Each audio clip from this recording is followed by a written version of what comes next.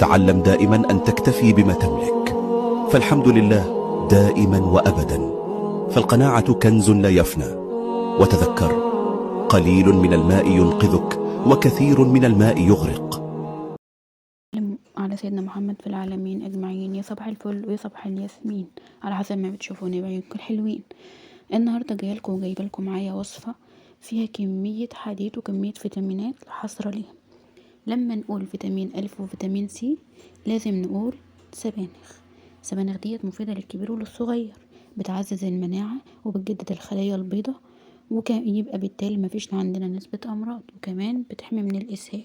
يلا بينا نشوف عملناها ازاي.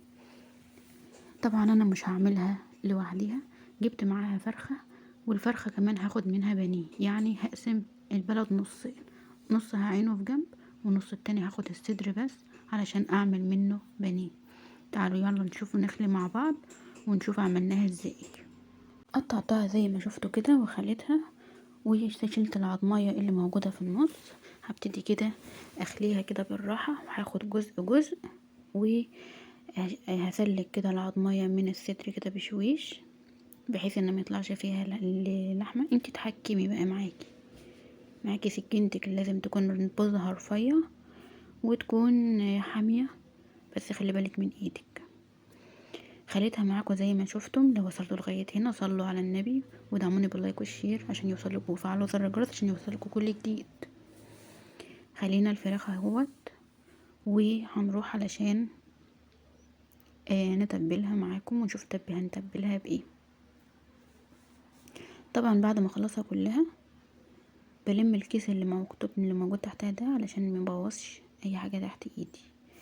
هنا جبت طبق وهقطع فيه بصلايه علشان خاطر المرتة بتاعه السبانخ. هنا معايا ممكن لو عندك لبن رايب، انا كنت مفرزاه.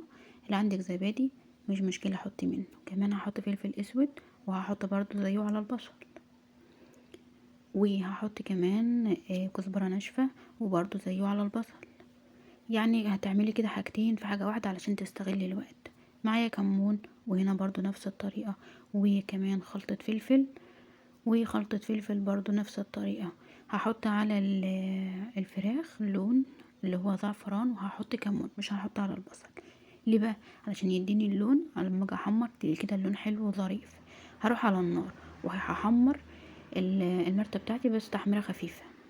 بعد كده هنزل بالطماطم المعصورة، كمان مقلعة سكر علشان الحموضة. الحاجة بقى الأساسية بقى اللي لازم تحطيها مقلعة عدس، أو يعني على حسب الكمية اللي انت عاملاها. أنا هنا كمان لو مش حابة تضيفي العدس ممكن تضيفي فول مدشوش أو شوية رز عاديين خالص. بعد كده رز ني. بعد كده هنزل بالبطاطس، وبعد كده السبانخ، وهي كانت متفرزة يعني أنا شاريها جاهزة لأن في الوقت ده ما كانش فيه. لو عندك طازة هيبقى أطعم. كمان نزلت بشوية شوربة. انا كان عندي شوربة برضو فراخ بلدي لان انا ما عملتش شوربة. الفراخ اللي انا عملتها يعني هنقلها كده على طول بقى من الخلطة على طول. هنا كانت الوصفة معايا خلاص جاهزة على الغرف. بس هضيف بس ايه مقلعة توم، مقلعة توم مفروم. علشان كده ايه يعني حاولي في اي وصفة تضيفي فص توم مفروم، هتلاقي ريحة وطعم ولا اروع.